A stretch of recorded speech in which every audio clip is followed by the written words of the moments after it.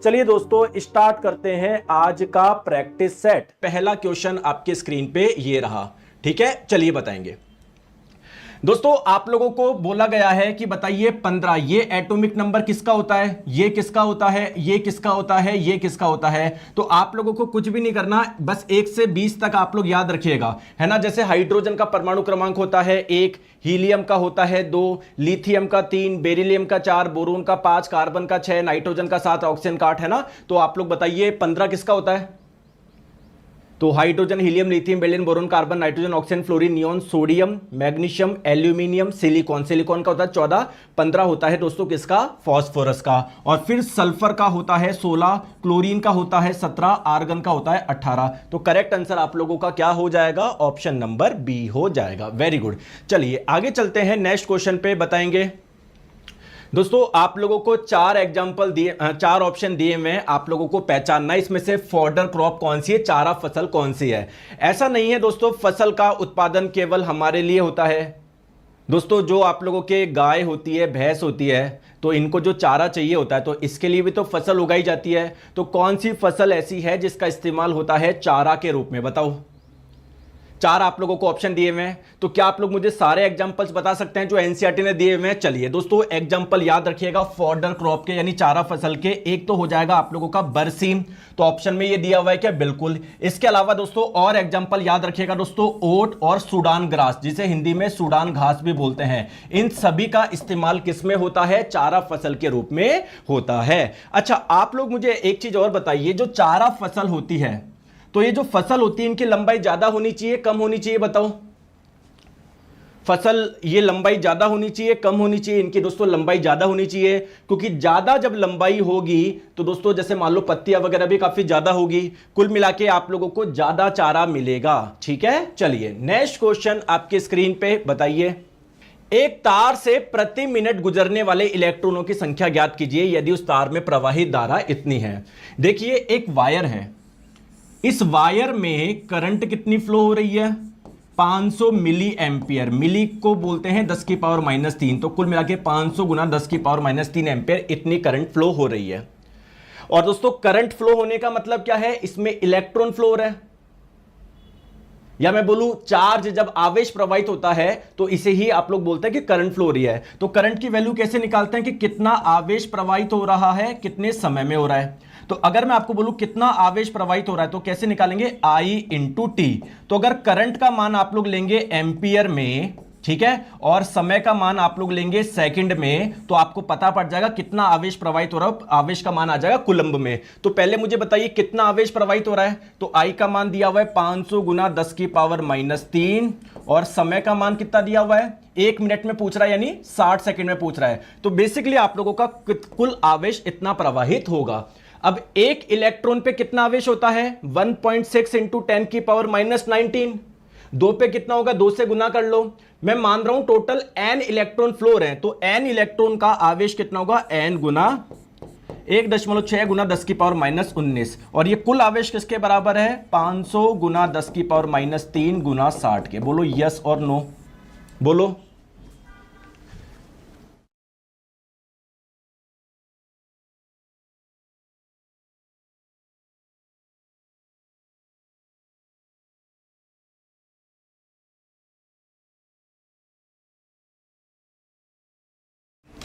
चलिए तो n का मान क्या होगा बताइए, n का मान तो 500 गुना 10 की पावर -3 गुना 60 बट्टे 1.6 गुना 10 की पावर -19 है ना, ये -19 होगा। चलिए अब बताओ, सॉल्व कर, आपको सिंपल से कैलकुलेशन करनी है। कैसे करें, देखो दोस्तों 2 जीरो ये रहे, 1 जीरो ये रहा, ये 10 की पावर 3 हो गया, तो 10 की पावर 3 और 10 की पावर -3 कट जाएगा, तो 5 इंटू 6 क्या बचा, 30 बचा। इधर क्या हो गया आप लोगों का 1.6, 10 की पावर -19 ऊपर जाके 10 की पावर +19 हो जाएगा। आगे बात समझ में, ठीक है। एक काम और करिए दोस्तों, यहां पर ये पॉइंट हटा दो, ऊपर एक जीरो आ जाएगा, तो 10 की पावर 19 बन जाएगा 10 की पावर 20, और ये आप लोगों का 30 ऐसा का ऐसा, ये 16 इधर। तो मुझे बताओ 30/16 कितना होता है, तो अगर ये 32 होता तो 32/16 होता 2, और हमारा आंसर आ जाता 2 गुना 10 की पावर 20। लेकिन क्या है, ये 32 नहीं है, 30 है, 32 से थोड़ा सा कम है, तो आपका आंसर 2 नहीं आके 2 से हल्का सा कम आएगा। तो ये वाला ऑप्शन आप लोगों को दिख रहा होगा, ऑप्शन नंबर ए। बोलो यस और नो। आ गई बात समझ में? आ गई बात समझ में? ऑप्शन नंबर ए इसका बिल्कुल सही आंसर हो जाएगा। Very good. चलिए नेक्स्ट क्वेश्चन आपके स्क्रीन पे बताएंगे। बताओ, 30 मीटर पर सेकंड से वेग से चलने वाला एक वाहन, दोस्तों एक व्हीकल है, एक वाहन है जो किस वेग से चल रहा है? प्रारंभ में इसका जो वेग था वो 30 मीटर पर सेकंड था, और ये क्या हो गया? 10 सेकंड में रुक गया। तो जब रुक जाता है तो फाइनली इसकी वेलोसिटी कितनी हो गई? 0। अंततः इसका वेग हो गया 0। तो आपसे पूछना जा रहा है कि रुकने से पहले इसने कितनी दूरी तय करी, और जब भी कोई सीधी रेखा में चलता है तो दूरी बोल दो, विस्थापन बोल दो, बात बराबर है। तो कुल मिलाकर इसका विस्थापन कितना हुआ? एस का मान आप लोगों को निकालना है। तो गति का कोई सा भी समीकरण जब आप लोग लगाते हो वहां पर त्वरण की आवश्यकता पड़ती है, एक्सेलरेशन की आवश्यकता पड़ती है। तो त्वरण क्या होता है? वेग में कितना परिवर्तन हुआ बट्टे कितने समय में हुआ।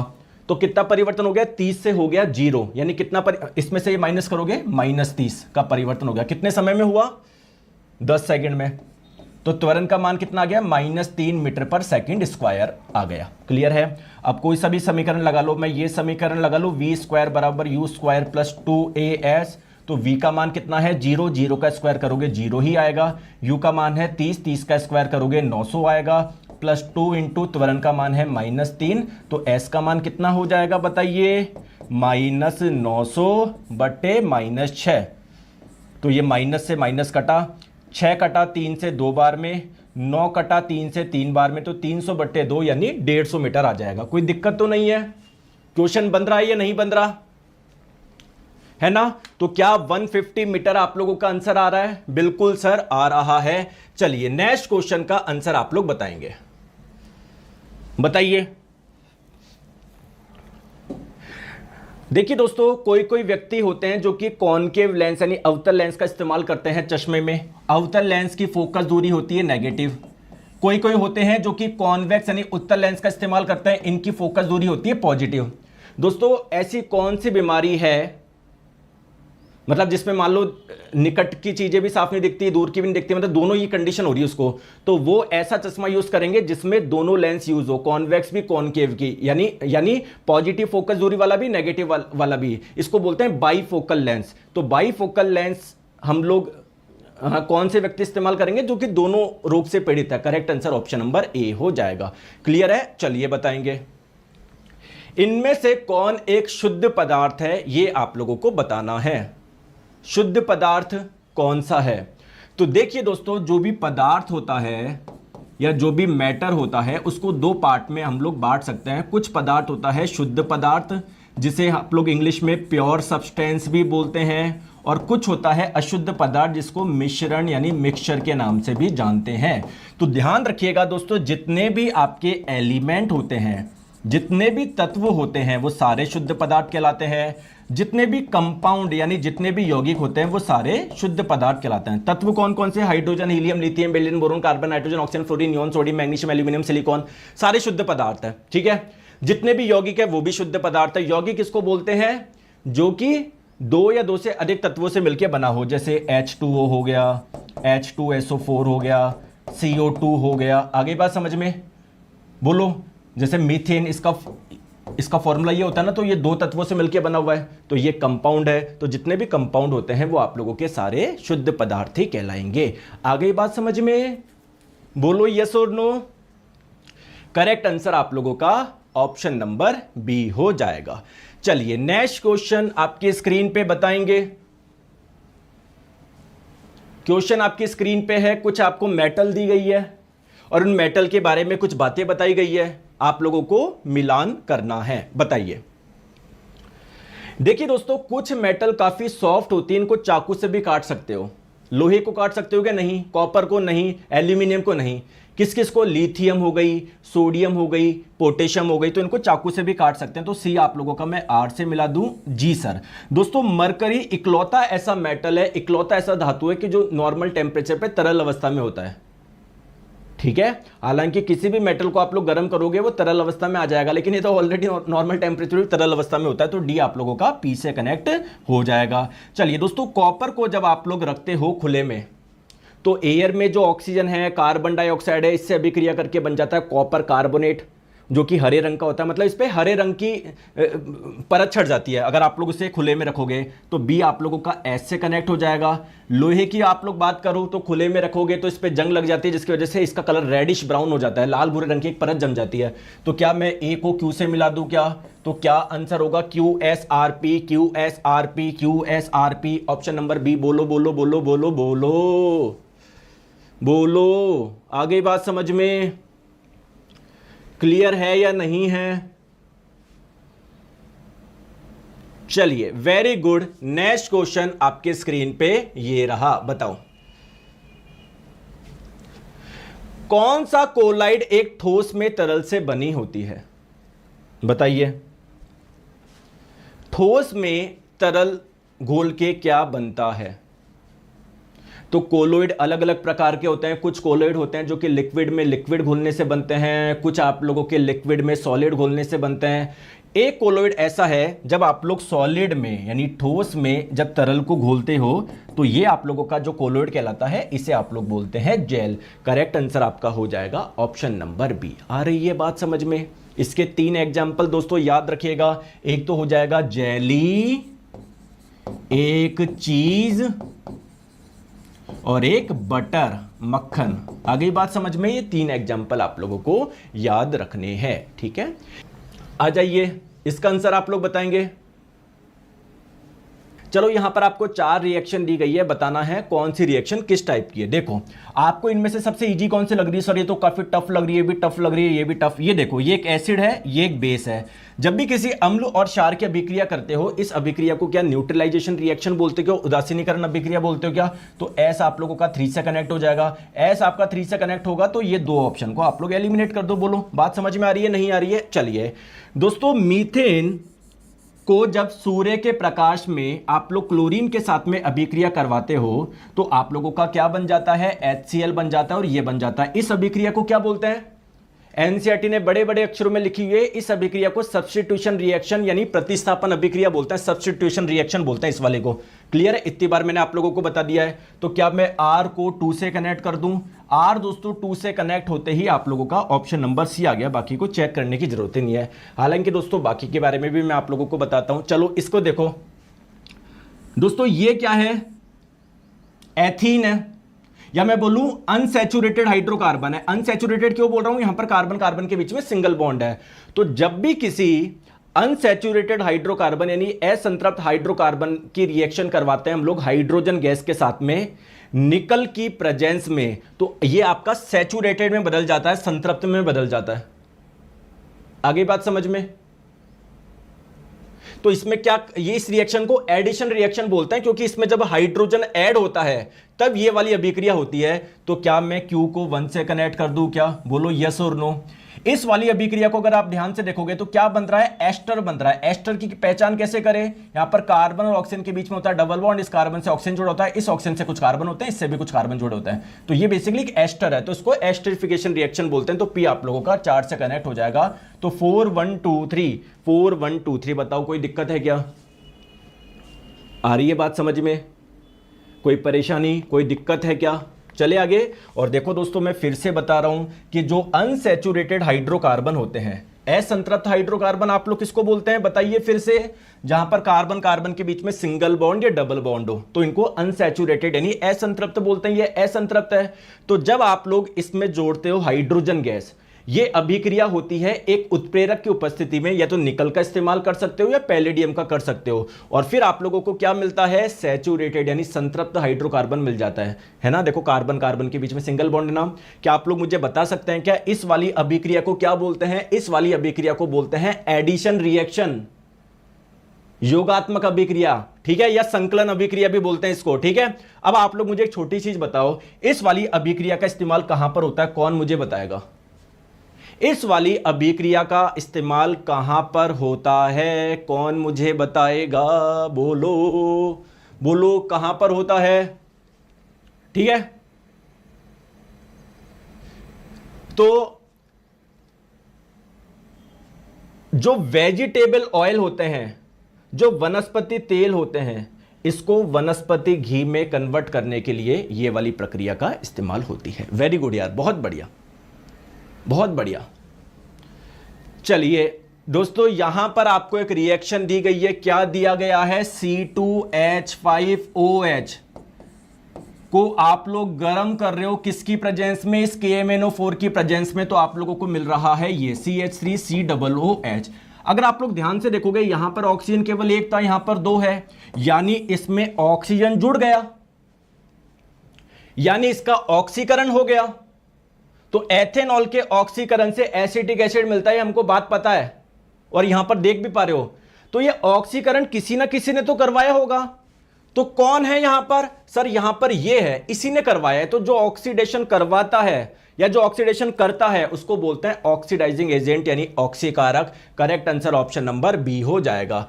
चलिए दोस्तों, आप लोग मुझे बताएंगे इस अभिक्रिया में अगर KMnO4 की जगह क्या किसी और ऑक्सीकारक का इस्तेमाल कर सकता हूं? क्या ये काम कोई और भी करवा सकता है क्या? बिल्कुल। तो ये काम जैसे KMnO4 जो कि क्षारीय प्रकृति का होता है, ये भी करवा सकता है। और इसकी जगह दोस्तों K2Cr2O7, बहुत बढ़िया। तो ये इसका भी इस्तेमाल कर सकते हैं, ये अम्लीय प्रकृति का होता है। ठीक है, पोटेशियम डाइक्रोमेट इसका नाम है। तो आप लोग किसका इस्तेमाल कर सकते हैं? देखिए दोस्तों, या तो आप लोग KMnO4 का इस्तेमाल कर सकते हैं जो कि बेसिक यानी क्षारीय प्रकृति का होता है, या फिर आप लोग इसका इस्तेमाल कर सकते हैं जो कि अम्लीय प्रकृति का होता है। तो अगर आप लोगों से एग्जाम में पूछा जाए इन दोनों को क्या बोलोगे, तो दोनों ही क्या है? ऑक्सीडाइजिंग एजेंट है, ऑक्सीकारक है। चलिए नेक्स्ट क्वेश्चन बताइए। चलिए बताइए, थोड़ा सा पानी पी लेता हूं मैं। दोस्तों इस क्वेश्चन को शॉर्ट में करो।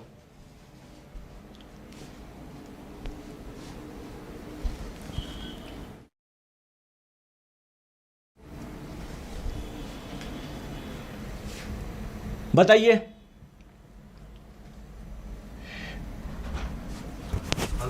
ये पानी चेंज करो, वो बताओ। अब इस क्वेश्चन को शॉर्ट में कर सकते हो कि देखो, ये रहा आपका कॉनकेव मिरर यानी अवतल दर्पण। दर्पण के मध्य बिंदु को बोलेंगे पोल। एक ऐसी हॉरिजॉन्टल लाइन, क्षैतिज रेखा जो कि यहां से होकर गुजरती है, उसको आप लोग बोलते हैं प्रिंसिपल एक्सिस यानी मुख्य अक्ष। अगर बात करेंगे दोस्तों यहां पर सेंटर ऑफ कर्वेचर, वक्ता केंद्र, और इन दोनों के एग्जैक्ट बीच वाले पॉइंट को बोलेंगे फोकस। तो बोला जा रहा है कि फोकस दूरी है 20 सेंटीमीटर। ठीक है, यानी यहां से जो फोकस है वो 20 सेंटीमीटर की दूरी पर है। तो वक्रता केंद्र कितनी दूरी पर होगा? 40 सेंटीमीटर की दूरी पर होगा। बोलो यस और नो।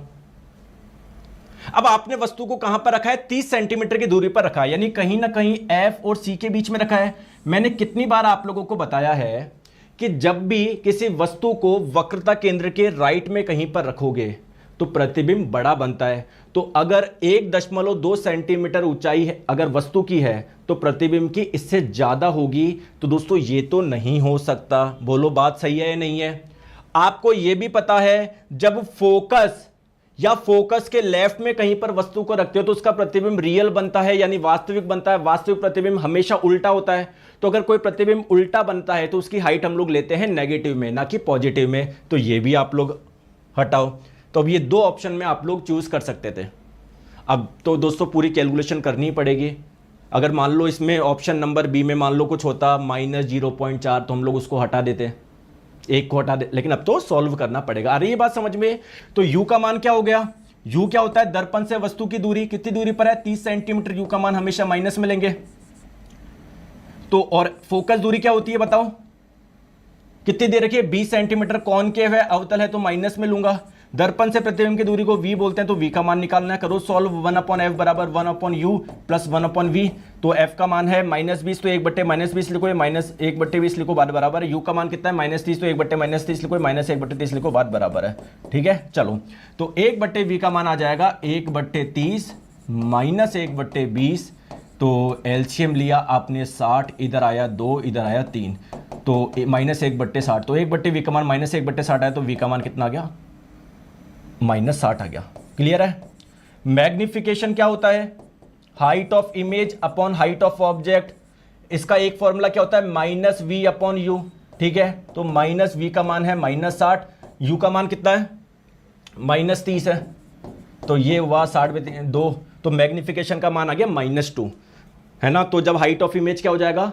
हाइट ऑफ ऑब्जेक्ट गुना -2, यानी वस्तु की ऊंचाई गुना -2। वस्तु की ऊंचाई कितनी है 1.2, इसको -2 से मल्टीप्लाई करेंगे -2.4 आ जाएगा, ऑप्शन नंबर बी। अच्छा v भी दिया हुआ, निकालने की जरूरत ही नहीं है। अरे ये तो और भी सिंपल क्वेश्चन हो गया, v का मान भी दिया हुआ, मैं फालतू में ही निकाल रहा हूं। v का मान भी दिया हुआ है, लो v का मान भी दिया हुआ है, हम फालतू में ही निकाल रहे हैं, है ना। तो मैंने फालतू में इतनी मेहनत करी, v का मान क्वेश्चन में दिया हुआ है ही। चलो कोई बात नहीं, चले आगे आ जाओ। कौन सा कथन सही है? कौन सा कथन सही है दोस्तों? इंप्रूवमेंट इन फूड रिसोर्सेज, यानी खाद्य संसाधनों में जो सुधार है, उसमें बड़े बड़े अक्षरों में लिखा हुआ है कि देश में फसल उत्पादन के लिए क्या किया गया था? ग्रीन रिवॉल्यूशन आई थी, हरित क्रांति। हरित क्रांति के द्वारा फसल उत्पादन में वृद्धि हुई थी। और दोस्तों एक थी श्वेत क्रांति, व्हाइट रिवॉल्यूशन, जिसमें दूध का उत्पादन, है ना। तो ये किससे रिलेटेड है? हरित क्रांति आपकी फसल से रिलेटेड है, और जो श्वेत क्रांति है, व्हाइट रिवॉल्यूशन है, वो किससे है? आप लोगों का दूध उत्पादन से रिलेटेड है। दोस्तों और भी क्रांति है, नीली क्रांति, सुना है आपने, लेकिन उनके बारे में नहीं करना, केवल 2 क्रांति के बारे में दिया गया है, वो भी इतना सा दिया गया है कौन किससे रिलेटेड है। तो अगर आप एग्जाम ओरिएंटेड पढ़ोगे, सिलेबस, आपको कहीं कोई दिक्कत नहीं है, पूरे मार्क्स लेकर आओगे। दिक्कत क्या है? आप लोग चीजें फालतू की पढ़ते रहते हो, आउट ऑफ सिलेबस चीजें पढ़ते रहते हो, है ना। चलिए आ जाओ। प्रोटीन और लिपिड का उपयोग करके, लिपिड किसको बोलते हैं? वसा को। तो कोशिका झिल्ली के निर्माण की प्रक्रिया को क्या बोलते हैं? देखिए दोस्तों, किसी भी कोशिका की सबसे जो आउटर लेयर होती है उसको बोलते हैं सेल वॉल, यानी कोशिका भित्ति। इसके अंदर एक और लेयर होती है जिसे बोलते हैं सेल मेम्ब्रेन, यानी कोशिका झिल्ली। दोस्तों कोशिका झिल्ली किससे बनी होती है? प्रोटीन और फैट से, प्रोटीन और वसा से। तो देखिए दोस्तों, कोशिका के अंदर जो होता है ना एंडोप्लाज्मिक रेटिकुलम, अंतःप्रद्रव्य जालिका, वो 2 प्रकार का होता है, एक RER और एक SER। तो RER रफ एंडोप्लाज्मिक रेटिकुलम से बनता है प्रोटीन, और SER से बनता है फैट यानी वसा। तो ये जो फैट बनता है, ये जो प्रोटीन बनता है, इसका इस्तेमाल हो जाता है कोशिका झिल्ली के निर्माण में। इस प्रक्रिया को हम लोग मेम्ब्रेन बायोजेनेसिस भी बोलते हैं, झिल्ली जीवात जनन भी बोलते हैं। बोलो याद है या नहीं है, या भूल गए? बोलो। चलिए नेक्स्ट क्वेश्चन आपके स्क्रीन पे बताएंगे।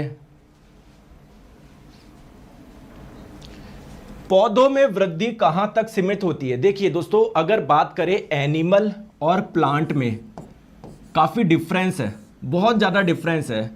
जैसे हम एनिमल्स में ग्रोथ बॉडी के ऑलमोस्ट हर पार्ट में होती है, लेकिन प्लांट में जो ग्रोथ होती है बहुत लिमिटेड रीजन में होती है, कुछ विशिष्ट क्षेत्र में होती है, पूरे में नहीं होती है। क्यों? क्योंकि प्लांट में कुछ ही टिश्यू है, कुछ ही उत्तक है जिनकी कोशिका में कोशिका विभाजन हो सकता है, और कोशिका विभाजन से ही ग्रोथ होती है। तो ये जो मेरिस्टेमेटिक टिश्यू होते हैं, विभ ज्योतक उत्तक होते हैं, जिनकी कोशिका में कोशिका विभाजन हो सकता है, वो केवल कुछ ही जगह पर होते हैं। करेक्ट आंसर आप लोगों का ऑप्शन नंबर सी हो जाएगा। एनसीईआरटी ने बड़े बड़े अक्षरों में लिखा हुआ है, the growth in plants is limited to certain region. Plants में जो ग्रोथ होती है, जो वृद्धि होती है, वो केवल कुछ ही रीजन में होती है। आगे बात समझ में? चलिए नेक्स्ट क्वेश्चन बताए। पैरेनकाइमा कोशिकाएं सामान्यतः कैसी होती है? Parenchyma cells. तो पैरेनकाइमा एक टिश्यू है, एक उत्तक है प्लांट में पाए जाने वाला। तो अगर बात करें उत्तक है तो ये बहुत सारी कोशिकाओं से मिलकर बना होगा। देखिए दोस्तों, इसकी कोशिकाएं लिविंग होती है, डेड होती है?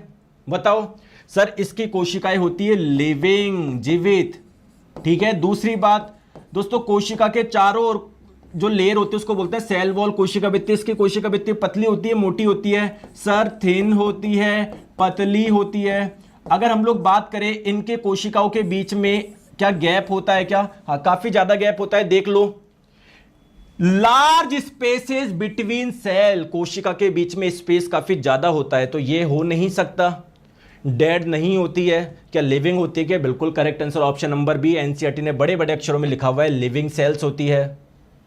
और सेल वॉल कैसी होती है? थिन होती है, पतली होती है। यहां पर कहीं पर लिखा हुआ है क्या कि सेल वॉल में ना कोशिका भित्ति में एक पदार्थ होता है लिग्निन नाम का? नहीं। बोलो, आ रही है बात समझ में? आ रही है या नहीं आ रही है? चलिए नेक्स्ट क्वेश्चन आपके स्क्रीन पे बताएंगे। बताओ।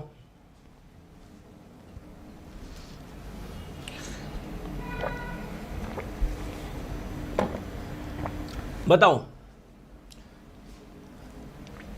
जड़ों की जो एपिडर्मल कोशिकाएं होती है उसमें बेसिकली क्या होता है? देखो मेरी बात समझो, पहले तो आप लोग समझो एपिडर्मिस किसे बोलते हैं। कौन मुझे बताएगा एपिडर्मिस किसे बोलते हैं? दोस्तों प्लांट की जो सबसे आउटर लेयर है, सबसे जो बाहरी परत है, उसे बोलते हैं एपिडर्मिस। फॉर एग्जांपल मैं बताता हूं, टेंशन मत लो। ये लीफ है, कोई पत्ती है, तो इस पत्ती की भी जो सबसे ऊपरी जो लेयर है, जो ऊपरी परत है, उसे बोलेंगे एपिडर्मिस। जैसे पत्तियों की एपिडर्मिस में छोटे छोटे छेद होते हैं जिसे बोलते हैं स्टोमेटा। ठीक है, अब बात करते हैं दोस्तों, जैसे मान लीजिए ये क्या है, रूट है यानी जड़ है। ठीक है, तो जड़ की भी सबसे बाहरी परत को आप लोग क्या बोलोगे? एपिडर्मिस बोलोगे। क्या ये भी बहुत सारी कोशिकाओं से मिलकर बना होगा क्या? बिल्कुल। तो इन कोशिकाओं को बोलेंगे एपिडर्मल सेल यानी एपिडर्मल कोशिकाएं। बोलो यस और नो। अब जैसे मान लो ये कोशिका है दोस्तों, जो जड़ों की जो एपिडर्मिस कोशिकाएं होती है ना, इसमें ऐसे कुछ है ना, ऐसे आपको हेयर जैसे, बाल जैसे कुछ दिखेंगे, इसे आप लोग बोलते हैं रूट हेयर। तो जड़ों की जो एपिडर्मिस सेल यानी एपिडर्मिस कोशिकाएं होती है, उस पे क्या पाए जाते हैं? ऐसे बाल जैसे स्ट्रक्चर पाए जैसे जाते हैं, जिसे रूट हेयर यानी मूल रोम बोलते हैं। Correct answer option number C हो जाएगा। आगे बात समझ में? ठीक है, देखो एनसीईआरटी ने बड़े बड़े अक्षरों में लिखा हुआ है epidermis cells of the root bear long hair like parts. ऐसे उसमें बाल जैसा कुछ पाया जाता है। बोलो यस और नो। क्लियर है या नहीं है? बोलो। आ जाओ, नेक्स्ट क्वेश्चन आपकी स्क्रीन पे। निम्नलिखित में से कौन सी फ्लोएम में छिद्रित भित्तियों वाली नलिकाकार कोशिकाएं होती है? देखो दोस्तों, फ्लोएम प्लांट में पाया जाने वाला एक टिश्यू है, एक उत्तक है। क्या ये बहुत सारे चीजों से मिलकर बना हुआ है क्या? बताओ, इसके कंपोनेंट यानी इसके घटक का नाम बताओ। चलिए दोस्तों, फ्लोएम 5 प्रकार के घटक से मिलकर बना हुआ है। एक है चालनी कोशिकाएं, जिसे आप लोग इंग्लिश में बोलते हैं सीव सेल्स। ठीक है, इंग्लिश में बोलते हैं सीव सेल्स। एक चालनी नलिका जिसे बोलते हैं सीव ट्यूब्स। आगे का नहीं बताऊंगा, केवल आपको सारा ध्यान इस पर रखना है, चालनी नलिका सीव ट्यूब्स। देखो एनसीईआरटी ने बोला है जो चालनी नलिका होती है, जो सीव ट्यूब्स होती है, वो छिद्रित भित्ति वाली होती है। मतलब इसकी कोशिका के चारों ओर जो सेल वॉल है, भित्ति है, उसमें क्या है? छेद है। और ये नलिकाकार आकृति की होती है, नलिकाकार आकृति की होती है। आगे बात समझ में? तो किसकी बात हो रही है? नलिकाकार आकृति की होती है ये वाली कोशिकाएं, और इसमें छिद्रित होती है। किसकी बात हो रही है? सीव ट्यूब्स यानी सीव नलिका, है ना। हिंदी में इसे चालनी नलिका भी बोलते हैं। चले आगे, नेक्स्ट क्वेश्चन दोस्तों, कनेक्टिव टिश्यू का मैट्रिक्स कैसा होता है?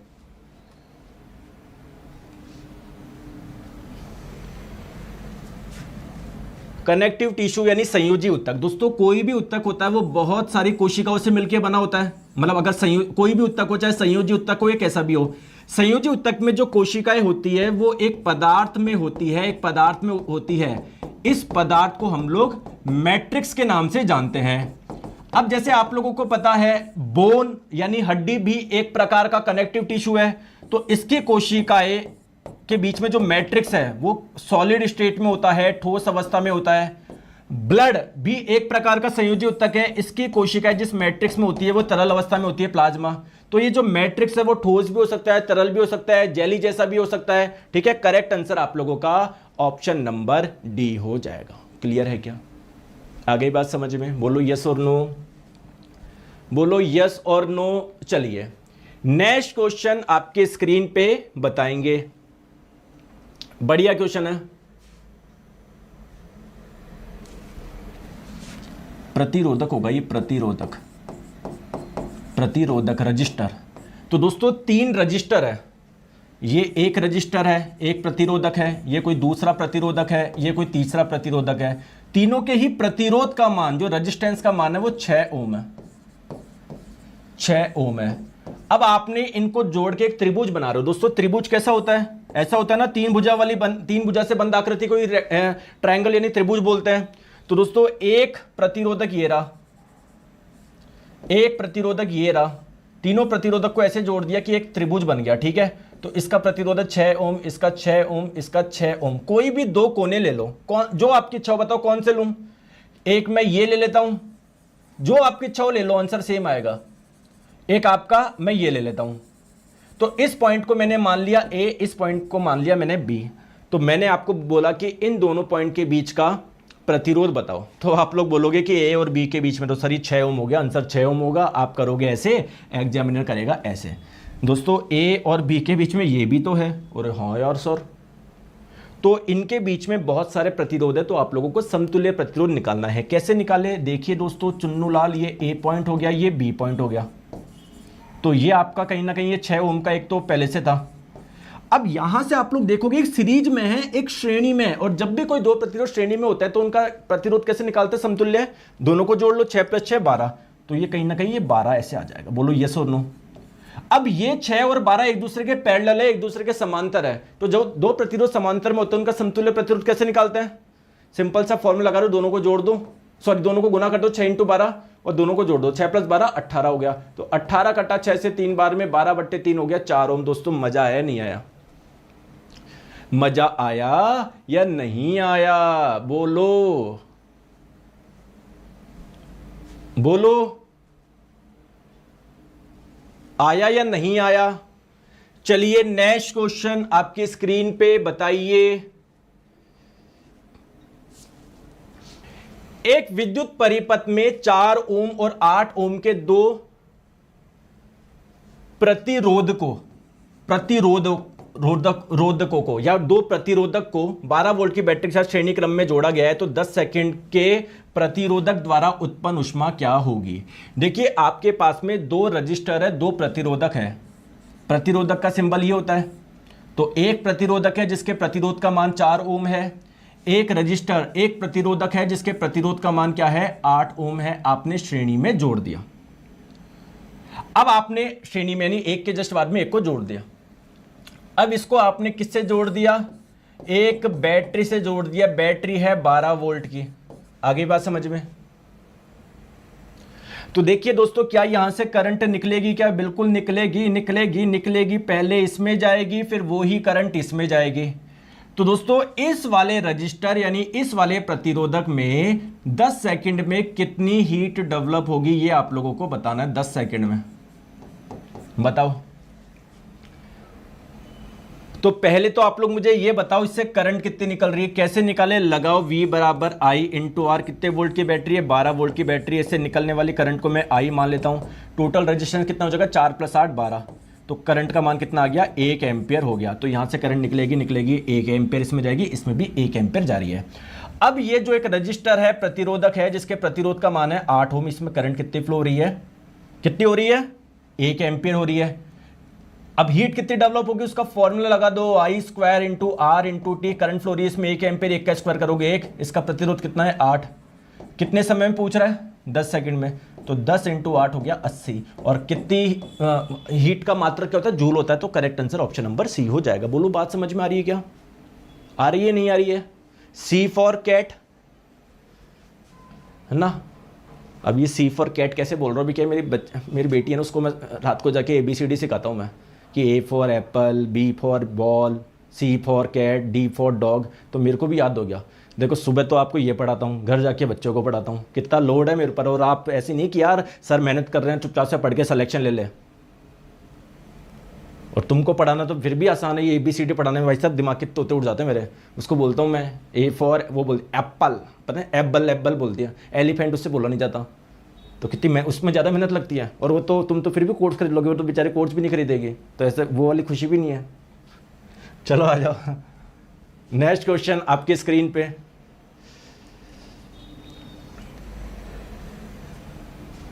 दोस्तों जो पैनक्रियास से जो पैनक्रियाटिक जूस निकलता है, जो अग्नाशय रस निकलता है, उसमें कई एंजाइम होते हैं। बताओ कौन कौन से होते हैं? तो जो पैनक्रियास यानी अग्नाशय से जो रस निकलता है उसमें 3 एंजाइम होते हैं। एक होता है ट्रिप्सिन, ट्रिप्सिन, ठीक है। एक होता है दोस्तों एमाइलेज, एमाइलेज, एमाइलेज। और एक होता है लाइपेज, लाइपेज। तो बताओ क्या पेप्सिन नाम का एंजाइम होता है क्या? नहीं। पेप्सिन होता है क्या? नहीं। पेप्सिन होता है क्या? नहीं। ये भी होता है, ये भी होता है। तो ट्रिप्सिन पाचन कराता है प्रोटीन का, लाइपेज करवाता है लिपिड का, जिसे आप लोग फैट भी बोलते हैं। Very good. चलिए नेक्स्ट क्वेश्चन आपकी स्क्रीन में, दिमाग के तार खोल लो, इस क्वेश्चन को सॉल्व करना है तो।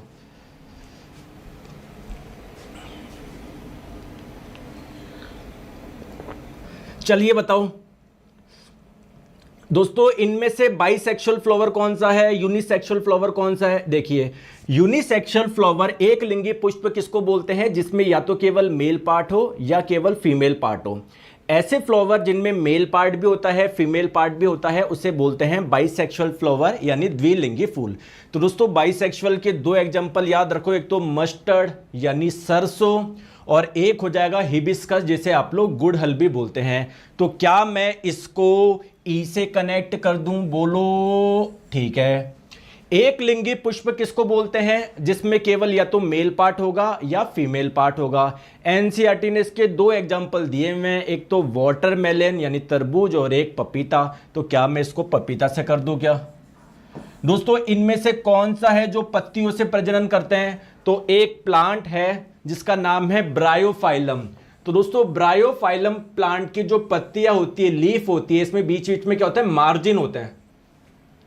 तो वहां पर एक छोटी सी बड़ यानी कली जैसा कुछ निकलेगा और जैसे ये गिर जाएगी तो नया पौधा उग जाएगा। तो अपनी पत्तियों के एक पार्ट से देखो पूरा नया पौधा बना दिया। तो इस मेथड को बोलते हैं वेजिटेटिव प्रोपेगेशन यानी कायिक प्रवर्धन। तो करेक्ट आंसर इसका 3 किससे हो जाएगा? ए से हो जाएगा। दोस्तों कुछ कुछ प्लांट के बीज होते हैं जिनके बीज पे है ना ऐसे थोड़े पंख जैसा कुछ होता है, तो हवा के माध्यम से एक जगह से दूसरी जगह पर चल जाएंगे। तो बताएंगे दोस्तों कौन कौन से हैं? कहां पर लिखा हुआ है क्या? देखो कुछ आप लोगों के सीड ऐसे होते हैं जिसपे विंग होती है, ऐसे पंख जैसा कुछ होता है। तो दो एग्जांपल याद रखो, तो मैपल और एक ड्रम स्टिक। एनसीईआरटी ने बड़े बड़े अक्षरों में लिखा हुआ है, तो ये क्या हो जाएगा? सी हो जाएगा। कुछ कुछ बीज ऐसे होते हैं जिनके ऐसे कुछ कांटे जैसा कुछ पाया जाता है,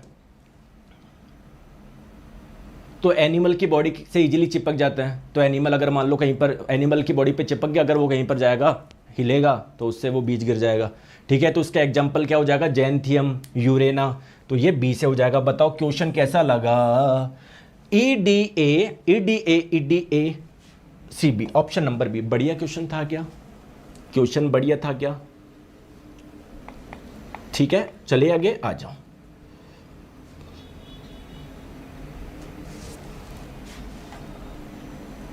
पृथ्वी की सतह पर एक पिंड का भार है 72 न्यूटन।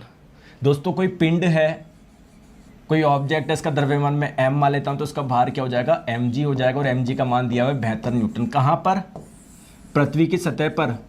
यानी कुल मिला के पृथ्वी की सतह पर किसी वस्तु को रख रहा हूं तो उसका भार कितना है? 72 न्यूटन है। भार का फॉर्मूला होता है mg। ठीक है दोस्तों, पृथ्वी की त्रिज्या आप लोग मान लो r, तो बोला जा रहा है आधी त्रिज्या के बराबर ऊंचाई पे यानी r/2 ऊंचाई पर इस जगह भार कितना होगा? तो दोस्तों इस जगह गुरुत्वीय त्वरण मान लेता हूं g' होगा, तो भार क्या हो जाएगा? m × g'। अब g' का मान निकालना है, कैसे निकाले? तो इस जगह सतह पे गुरुत्वीय त्वरण कैसे निकालते हो? उसका फॉर्मूला क्या है? या केंद्र से r दूरी पर गुरुत्वीय त्वरण निकालने का फॉर्मूला क्या है? G × M/r²।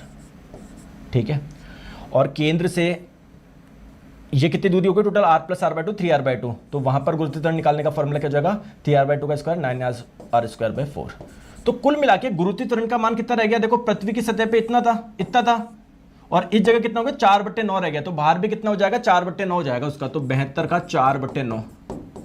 तो 72 घटा 9 से कितने बार में? 8 नाम 72 और 8 चौक 32। ऑप्शन नंबर ए इसका आंसर हो जाएगा। बोलो यस और नो। दोस्तों आई होप आप लोगों को अच्छा लगा हो।